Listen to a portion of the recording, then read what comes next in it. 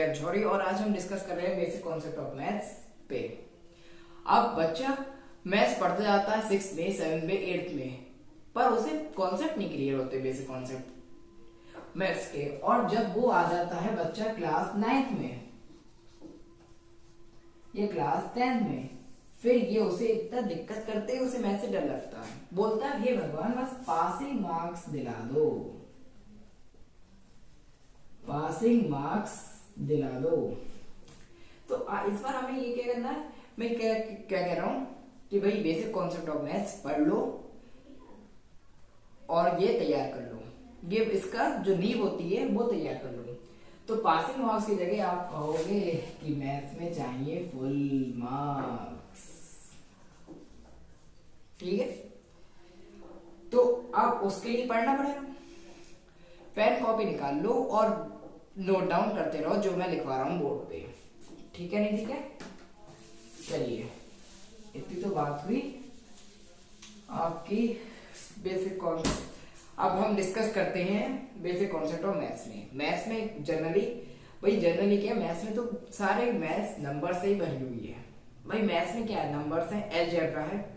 तो आज हम डिस्कस करते हैं नंबर्स की। नंबर सिस्टम पढ़ाता हूं पहले, फिर दूसरे लेक्चर में क्या पढ़ाऊंगा, अलजेब्रा पढ़ाऊंगा। नींव तैयार हो जाएगी। मैं सोच रहा हूँ क्लास 8 का कॉन्सेप्ट पूरा करके आपका 9th 10th पे शिफ्ट कर जाऊं।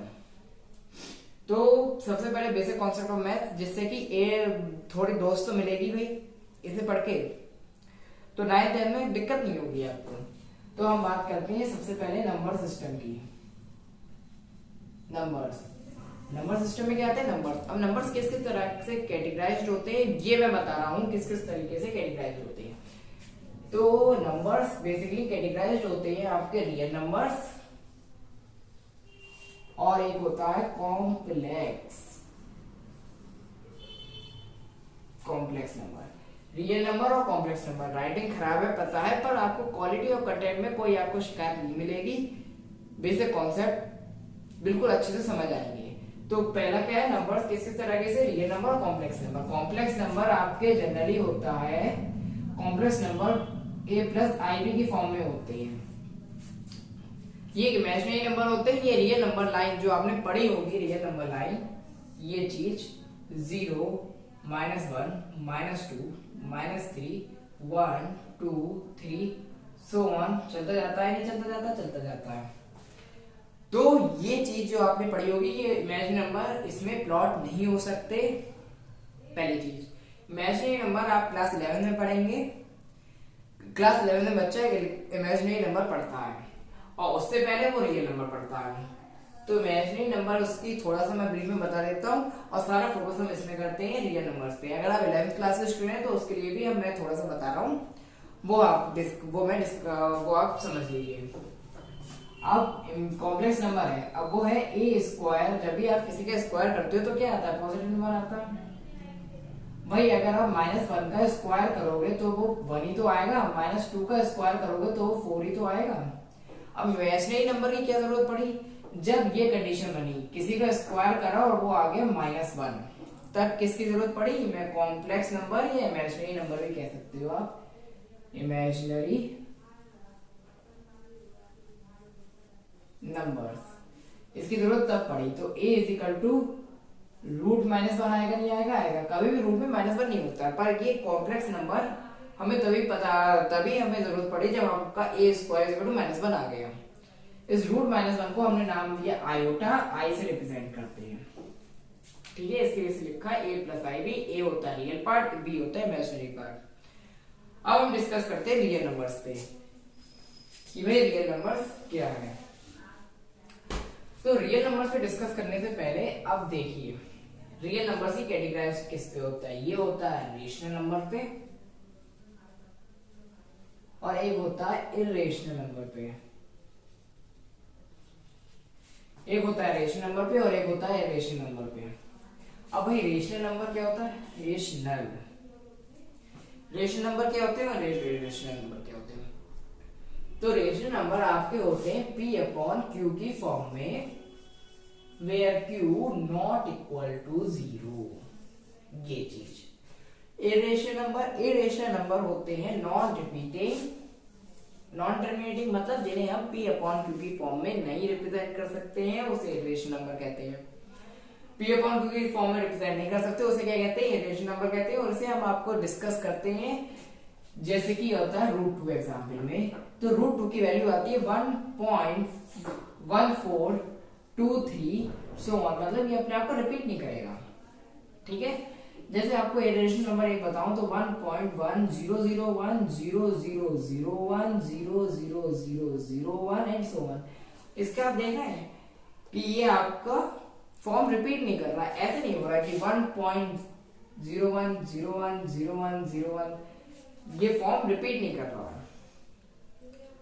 ठीक है, तो ये रेशनल नंबर हो जाएगा। अब आप कहोगे कि ये भी तो इनफाइनाइट तक जा रहा है, पर आप ये भी तो देखो कि आप इसमें आप बार लगा सकते हो और फिर इसे P अपॉन Q की फॉर्म में हम लिख सकते हैं, पर इसे आप कहाँ रिपीट ही नहीं कर रहा। जो चीज रिपीट करती है उसमें बार लग जाता है, पर ये कहाँ बार लगाओगे, कोई जो उसका फ्रेम है वो रिपीट नहीं कर रहा है ना भाई। देखो 001 फिर 3 0 आ गए फिर 4 0 आ गए, तो ये इर्रेशनल नंबर कहलाते हैं और इसे हम P अपॉन Q की फॉर्म में नहीं लिख सकते। P अपॉन Q की फॉर्म में नहीं लिख सकते इर्रेशनल नंबर। अब रेशनल नंबर किस किस कैटेगरी में डिवाइड होते हैं वो मैं बताता हूं। इतना लिख लिया होगा, नोट डाउन कर लो, कर लिया होगा पॉज करके, आगे पढ़ते हैं।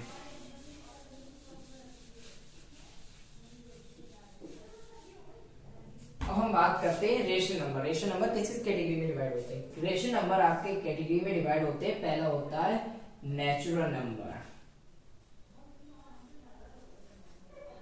नेचुरल नंबर, अब नेचुरल नंबर क्या होता है, 1 से स्टार्ट होता है, 1 2 3 4 एंड सो ऑन इंफिनिटी तक, ये नेचुरल नंबर होते हैं। नेचुरल नंबर के बाद आता है आपका होल नंबर। होल नंबर और नेचुरल नंबर में बस एक ही चीज डिफरेंट है कि नेचुरल नंबर 1 2 3 से स्टार्ट होते हैं, होल नंबर 0 से स्टार्ट होते हैं, 0 1 2 3 and so on. Natural number हो गए, होल नंबर हो गए। अब और बताता हूं, फ्रैक्शन। फ्रैक्शन वही P अपॉन Q की फॉर्म में फ्रैक्शन होता है, 2/3 1/2 2/3 एंड सो ऑन, ये आपके फ्रैक्शन हो गए। अब फ्रैक्शन के बाद आता है डेसिमल। फ्रैक्शन के बाद आता है डेसिमल। अब डेसिमल में 1.2 1.3 फ्रैक्शन को ही अगर आप इसे डिवाइड कर दीजिए तो यही आएगा, जैसे 1/2 है तो 0.5 डेसिमल है, 1.2 डेसिमल है एंड सो ऑन। ठीक है, नेचुरल नंबर हो गए, होल नंबर हो गए, फ्रैक्शन हो गए, डेसिमल हो गए। अब और आपकी अगर बात करी जाए, एक होता है इंटीजर।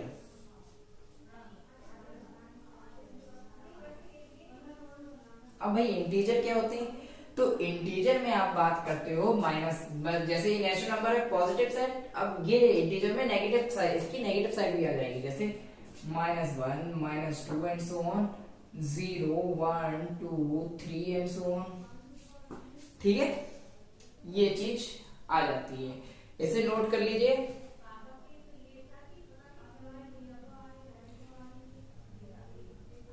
आगे डिस्कस करते हैं।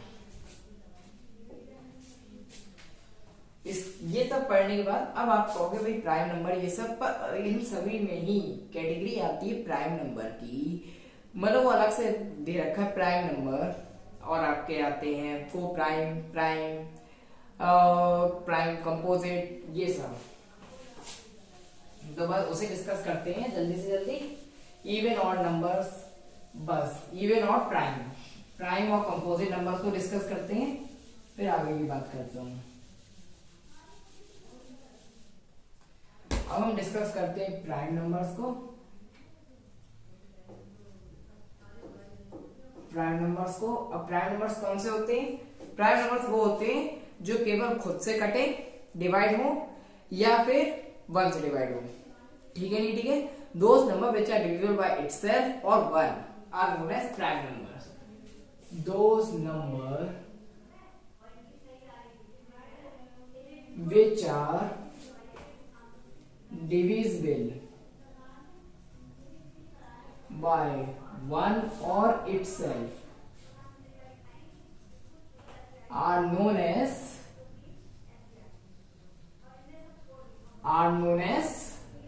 prime number, are known as prime number. Example 2 है, एग्जाम्पल क्या है, एग्जाम्पल 2, 3, 5, 7, 11 एंड सो ऑन. अब दोस्त नंबर और जो प्राइम नहीं होते उन्हें क्या कहते हैं, कंपोजिट नंबर.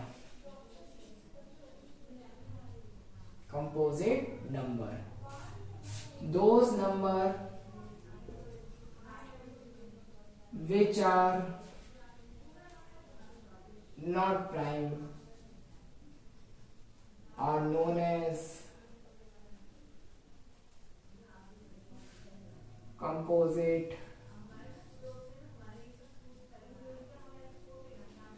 नंबर. जैसे कि अब 1 क्या छूट गया, 4 छूट गया. ठीक है, इसमें क्या छूट गया, 6 छूट गया. इसमें क्या छूट गया, 9 छूट गया. इसमें क्या छूट गया, 10 छूट गया.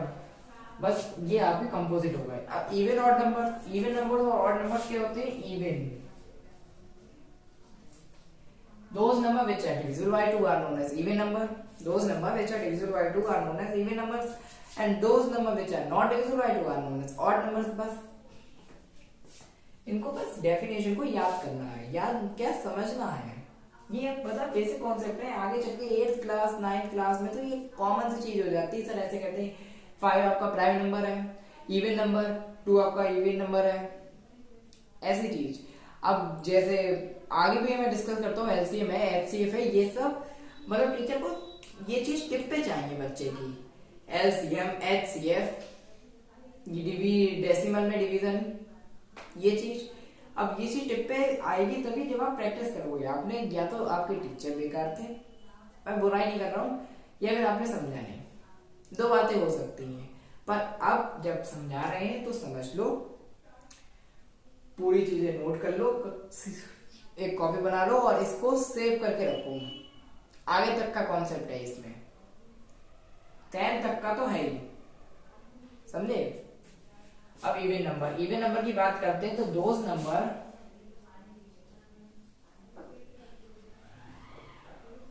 which are divisible by 2 और those number which are not divisible by 2 are known as odd number. those number which are not divisible by 2 are known as odd number. बस ये तो चीज हो गई, इसे नोट कर लो. अब देखो, अब कुछ बच्चे होशियार होते हैं, वो कहते हैं भाई इवन नंबर है, आपने क्या बताया, 2 number which are divisible by 2 even. अब आप कहोगे जैसे 5 है, 5 को अगर 2 से डिवाइड करूंगा, 5 को अगर 2 से डिवाइड करूंगा, कुछ लोग पढ़ लेते हैं लेकिन ये तो समझो कॉन्सेप्ट. 5 को अगर 2 से डिवाइड करूंगा तो कैसे आएगा, 2 2 2 4 1.0 और ये हो गया 5 5 2 10. ठीक है, नहीं ठीक है, कर दिया. अब कहोगे भाई ये भी तो 2 से डिवाइड हो गया, भाई ये भी तो 2 से डिवाइड हो गया, तो ये आपका इवन नंबर कहलाना चाहिए. पर ये इवन नंबर नहीं होगा, परफेक्टली डिवीजन चाहिए. जैसे कि ये है 6, जैसे कि 42, 2 से डिवाइड करोगे, 42 2 से डिवाइड करोगे तो 2 2 2 4, फिर 1 मतलब 2 और फिर आया 1. परफेक्टली डिवाइड होना चाहिए. रिमाइंडर क्या होना चाहिए, 0.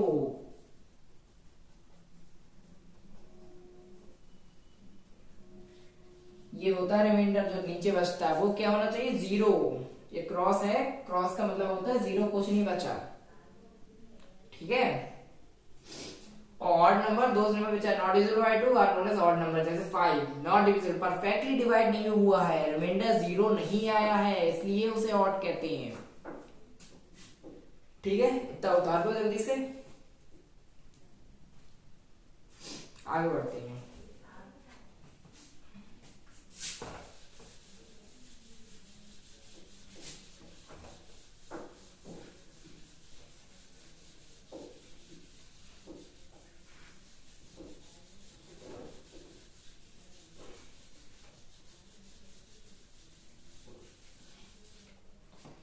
आगे बढ़ते हैं, आगे करते हैं नंबर 9।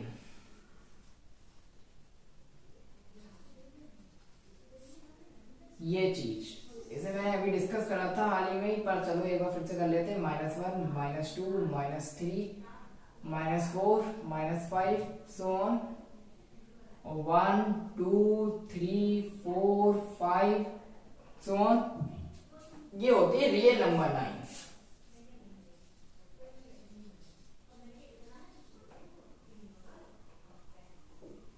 मैंने डिस्कस करा था रियल और इमेजिनरी, इस पे कौन से नंबर प्लॉट होते हैं? Real numbers.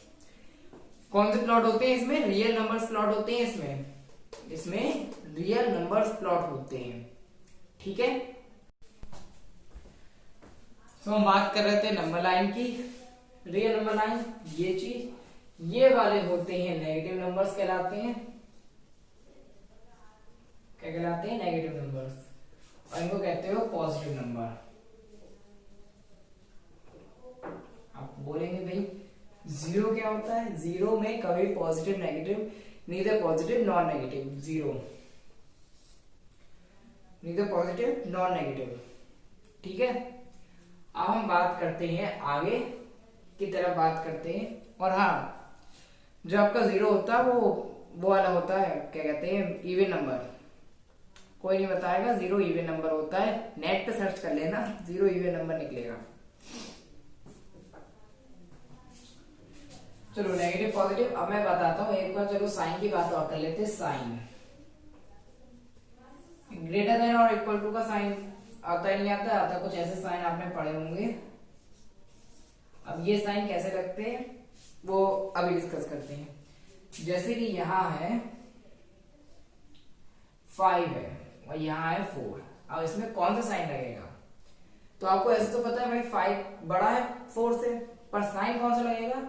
तो इस साइन को समझा करो मगरमच्छ का मुंह। और ये मगरमच्छ का मुंह कौन से किसको खाएगा? बड़े वाले नंबर को। तो 5 बड़ा है 4 बड़ा है, 5 बड़ा है तो ये बड़े वाले नंबर को खाएगा। तो ये चीज आ गई 5 इज ग्रेटर देन 4, ये वाला साइन लगेगा। अब माइनस साइन में क्या होता है? माइनस साइन में उल्टा होता है। अगर जैसे -10 है और -11 है तो देखना -10 है और -11 है तो माइनस साइन में जैसे जो बड़ा नंबर होता है माइनस साइन के साथ वो छोटा रह जाता है, और जो छोटा नंबर होता है माइनस साइन के साथ वो बड़ा हो जाता है। तो पहले देखा करो कौन बड़ा है। देखो इन दोनों में अगर हम उससे बेसिकली बात करें जाए 10 बड़ा है 11 बड़ा है, तो 11 बड़ा है। पर नेगेटिव साइन में क्या होता है? जो बड़ा नंबर होता है नेगेटिव साइन के साथ वो छोटा रह जाता है। मतलब 11 छोटा रह गया, 10 बड़ा हो गया। तो इसमें कौन सा साइन लगेगा? ये वाला। ठीक है, ये मगरमच्छ का मुंह किसे खाएगा? जो बड़ा नंबर होगा। जैसे कि बात करते हैं अब माइनस का 99 और यहाँ पे बात करते हैं माइनस का 50। अब फिर सोचने वाली बात है भाई क्या होगा? तो देखो पहले देखा करो बड़ा नंबर कौन सा है। बड़ा नंबर है इसमें 99 बड़ा होता है ना 50 से होता है। पर नेगेटिव साइन के साथ क्या होता है? नेगेटिव साइन के साथ आ गया ये। अब नेगेटिव साइन के साथ जो बड़ा होता है वो छोटा रह जाता है, मतलब ये छोटा रह गया और ये फिर बड़ा हो गया। तो ये बड़ा हो गया तो इसका साइन ऐसे लगेगा। बस इसे मगरमच्छ का मुंह समझना और ये लगा देना है, क्या परेशानी है। चलो आगे डिस्कस करते हैं। अब सिखाता हूं डिवीजन। डेसिमल में डिवीजन कैसे लेते हैं, डिविडेंड क्या होता है, डिवाइजर क्या होता है। ठीक है, अब बात करते हैं डिवीजन की। डिवीजन की बात कर रहा था ना, नहीं कर रहा था? तो अगर 5 को 2 से डिवाइड करना है, 5 को 2 से डिवाइड करना है तो कैसे डिवाइड करेंगे? 2 2 जा 4, 4 आया नहीं आया 1 आ गया। यहाँ पे खत्म नहीं करना है। अगर पॉइंट में डेसिमल में ले जाना है तो कैसे ले जाओगे? फिर लगेगा जब भी डेसिमल कब लगता है? जब रिमाइंडर छोटा रह जाए। छोटे का साइन छोटा रह जाए किससे? रिमाइंडर किससे छोटा रह जाए? डिवाइजर से। अब भाई डिवाइजर क्या होता है? तो ये आपका होता है डिवाइजर।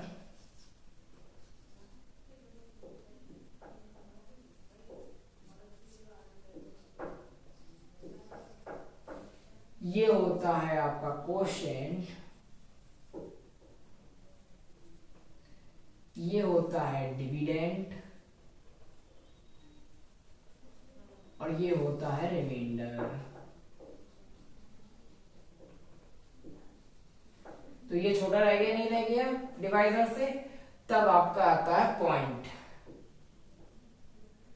तब क्या आता है? तब आता है आपका पॉइंट। पॉइंट का सिलसिला शुरू होता है, तब आपका पॉइंट का सिलसिला शुरू होता है। तो ये बना गया, फिर पॉइंट लगाओगे, पॉइंट लगाते ही जीरो बढ़ जाएगा नीचे। पॉइंट लगाते ही क्या बढ़ जाना है? जीरो बढ़ जाना है नीचे। तो ये जीरो बढ़ गया, ठीक है।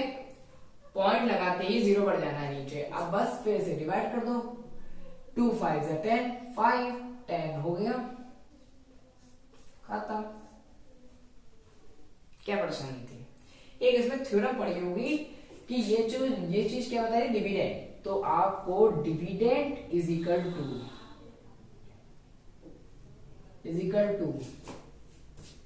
Dividend is equal to divisor into quotient plus remainder, ठीक है। ये आपने थ्योरम पढ़ी होगी। अब रिमाइंडर, अब जब हम 5 को 2 से डिवाइड कर रहे थे तो 2 आया था, नहीं आया था? आया था। ये सिचुएशन बनी थी। तो जब ये सिचुएशन बनी थी तो 5 क्या है? डिविडेंड है 5 इज इक्वल टू डिवाइजर 2 है, कोशेंट 2 है, रिमाइंडर 1 है, 2 2 4 प्लस 1, ये हो गया 5 इक्वल टू 5। आ गया, नहीं आ गया?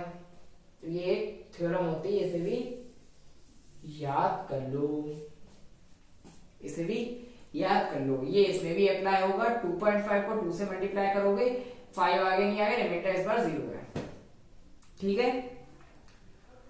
ओके, चलो अब आगे बात करते हैं। एक बार लगाना सिखाओ, अभी दिखाता हूं। और एक हम जीरो को कैरी कैसे लेते हैं, ये भी चीज आपको पता होनी चाहिए। एक बच्चा था, मैं इसको पढ़ा रहा था, तो उसे जीरो लगाना नहीं आ रहा था। जीरो लगाना सिखा रहा था मैं डिवीजन में। तो अगर जीरो लगाना है तो अगर आपको जैसे 2 0 1 दे रखा है, इसे डिवाइड बाय 10 अगर करते हैं तो 2 से 20, अब ये 1 होता क्या है? अब लोग यहाँ पे ही कहेंगे कि भाई रिमाइंडर भाई मैंने क्या बताया था? रिमाइंडर जब छोटा हो जाए किससे? डिवाइजर से। तब आप पॉइंट लगाते नहीं लगाते। तो आप ये भी कहोगे भाई ये चीज आ गई। पर ये सुनो, ये रिमाइंडर नहीं है, ये आया है ऊपर से, नंबर उतर के आया है। ऊपर से जब नंबर उतरता है तो उसे आप रिमाइंडर नहीं कहते। पहली चीज, उसे आप रिमाइंडर नहीं कहते हैं। तो फिर इसे आप डिवाइड करना है, पर ये तो अब आपका छोटा। तो अब आपका एक जीरो का कॉन्सेप्ट होता है कि जीरो लगाया तो यहाँ पे भी जीरो बढ़ाएंगे, जीरो लगाया और यहाँ पे भी जीरो बढ़ाएंगे,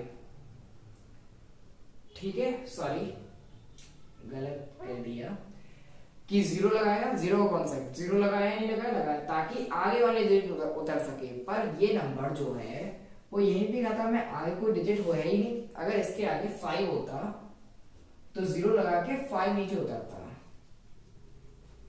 ठीक है, नहीं ठीक है?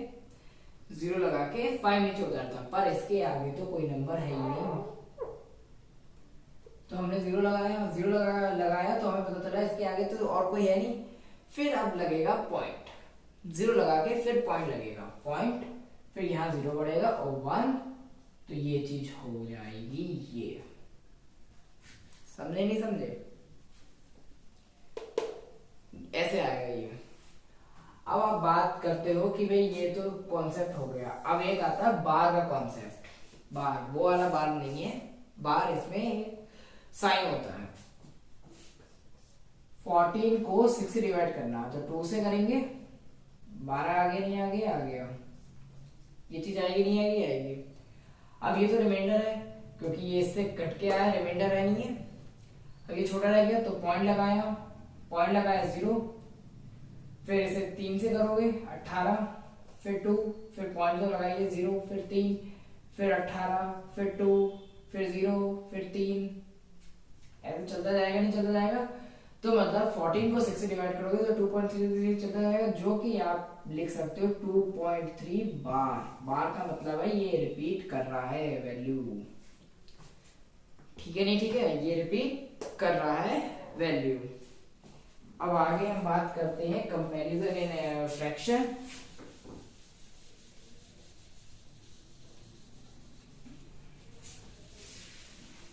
अब हम फ्रैक्शन का कंपैरिजन करेंगे, फ्रैक्शन का कंपैरिजन करेंगे, डेसिमल का कंपैरिजन करेंगे। फ्रैक्शन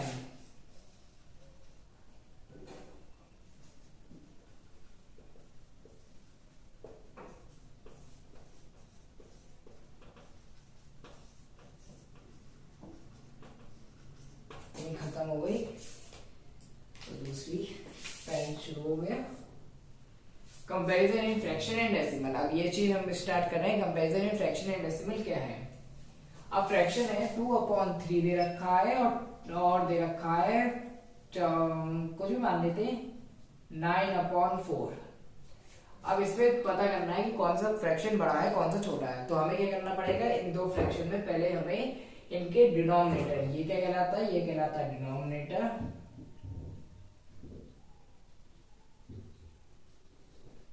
और ये कहलाता है न्यूमरेटर।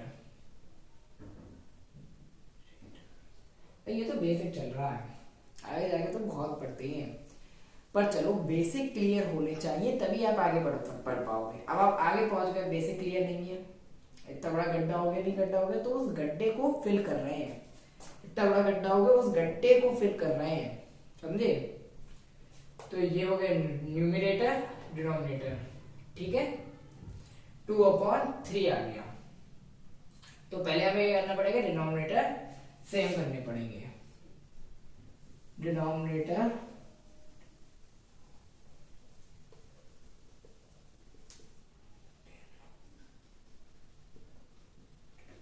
सेम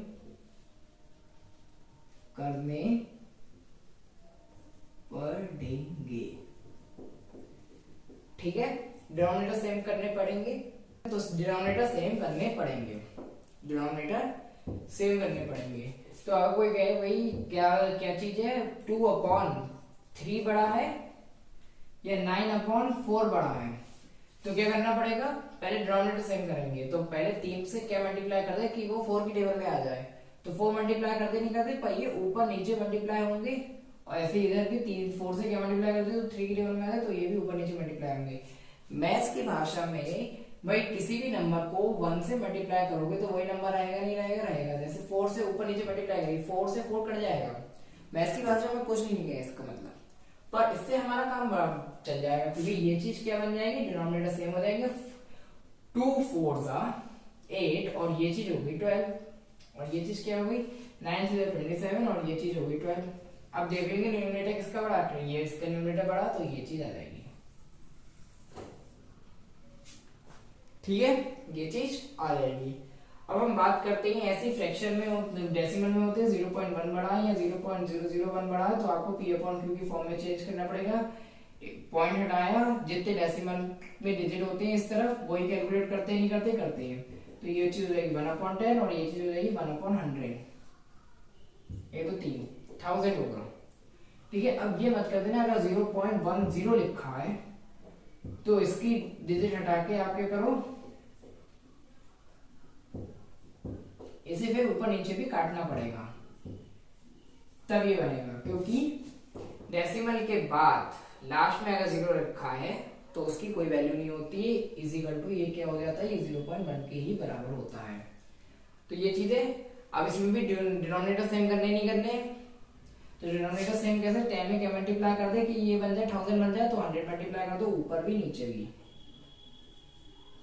तो ये चीज क्या हो जाएगी 1000 हो गए, और ये चीज यही रहा, इसमें क्या बढ़ा है, ये चीज बड़ी हो गई, ये डेसिमल में कंपैरिजन हो गया, खत्म। अब एलसीएम का कॉन्सेप्ट देखते हैं, फिर बॉड मास देखते हैं और एक्सपोनेंट देखते हैं, बस फिर आपका नंबर सिस्टम का मतलब पूरा खत्म हो जाएगा ये चीज।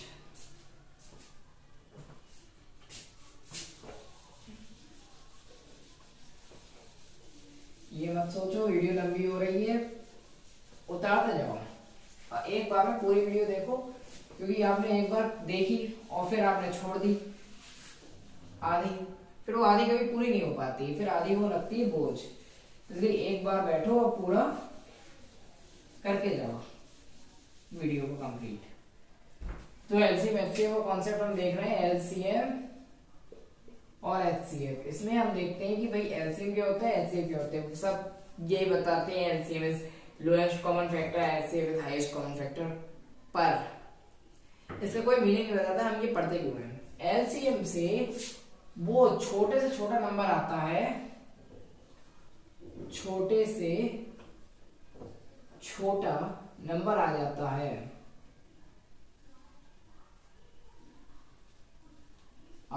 है, जिससे वो दोनों नंबर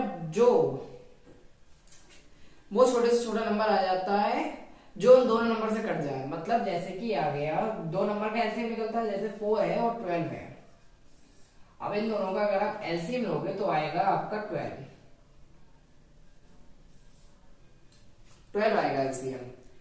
तो वो छोटे से छोटा नंबर आ गया जो इन दोनों से कट जाए, ये भी इसे डिवाइड कर सके और ये भी इसे डिवाइड कर सके। वो छोटे से छोटा नंबर आएगा जो उन दोनों नंबर से डिविजिबल हो सके, जो उन दोनों नंबर से डिविजिबल हो सके। ठीक है, नहीं ठीक है, जो उन दोनों नंबर से डिविजिबल हो सके, तो ये चीज आ जाएगी। अब एलसीएम निकालते कैसे हैं, एलसीएम मैं बताता हूं कैसे निकालते हैं। शुरुआत कर लेते हैं एलसीएम निकालने की, एलसीएम कैसे निकालते हैं तो देखते हैं। अगर 36 का लेना है और एक लेना है आपका 12 का, अब इन दोनों का आपको क्या लेना है, एलसीएम लेना है। तो 36 का प्राइम फैक्टराइजेशन छोटे से शुरू करेंगे, 2 से डिवाइड करोगे तो ये चीज क्या आएगी 18, फिर 2 से डिवाइड करोगे क्या आएगा 9, फिर 3 से डिवाइड करोगे फिर आएगा 3 और 3 से 1, ये चीज हो जाएगी। तो 36 का अगर हम देखा जाए तो 2 का स्क्वायर 3 का स्क्वायर हो गया।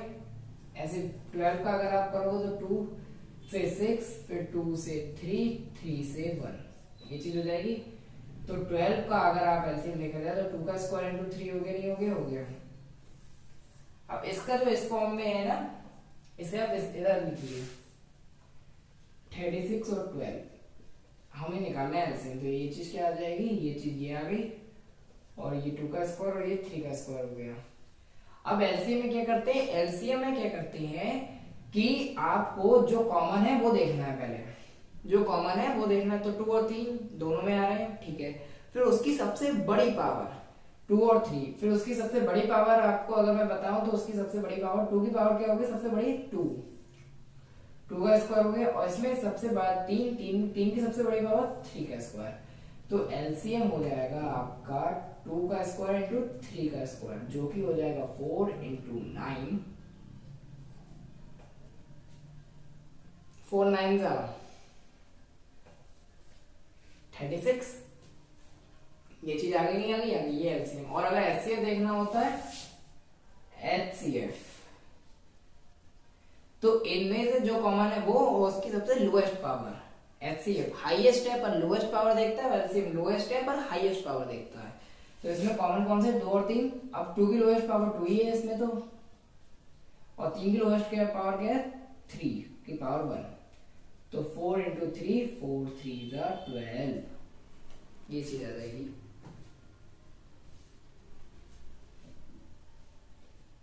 ठीक है, ये एलसीएम एचसीएफ। अब मैं और बताता हूं कि मैं क्या कह रहा था, जो कॉमन है वो।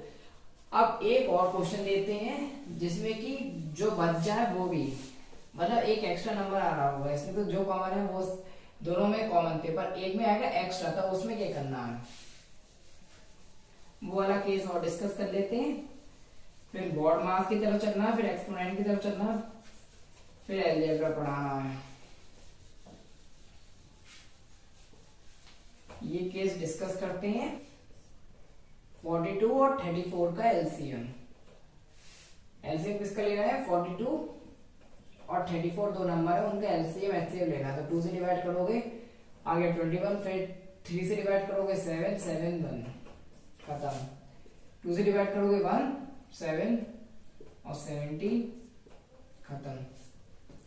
ठीक है, अगर आपको लेना है एलसीएम तो इसका आप देखो, रुक जाओ पहले, तो इसे इसे आप कहते हैं प्राइम फैक्टराइजेशन कहते हैं। तो 42 को कैसे करोगे? 2 3 7 और 34 को कैसे लिखोगे? 2 इंटू 17। ठीक है, अब एलसीएम लेना है नहीं लेना है, तो एलसीएम होगा आपका, एलसीएम लेना है तो एलसीएम क्या होगा? जो कॉमन है वो कॉमन कौन से? कॉमन तो 2 ही है दोनों में, 2, और उसकी वो भी हाईएस्ट पावर भी 2 की क्या है 1 है। और एलसीएम में क्या है? जो बच जाए, मतलब ये कॉमन नहीं आ रहा है, पर जो बच जाए वो भी आएगा, जो बच जाए वो भी आएगा। तो मतलब 3 इंटू 7 इंटू 17, ये चीज आएगी, पूरी आएगी ये चीज। ठीक है, तो इसका एलसीएम क्या बनेगा? 3 2 6, 6 7 42, और 42 इंटू 17 करोगे वो आपका आंसर होगा। 7 2 14, 1 28 29 0 2 4, और ये चीज हो जाएगी 4 9 11, ये 7, ये होगा एलसीएम। और अगर आपको एचसीएम डिस्कस करना है तो एचसीएम में क्या आता है? एचसीएम में बस जो कॉमन है वही, जो बच जाए उससे आपको एचसीएम को कोई मतलब नहीं होता। जो कॉमन है 2, तो 2 आ गया एचसीएम। बस ये केस था एक, कि भाई जब आपका कॉमन नहीं है कोई नंबर दोनों में, तो उसका क्या करना है? एलसीएम वो ले लेते हैं, एचसीएम में वो छोड़ देते हैं। ठीक है,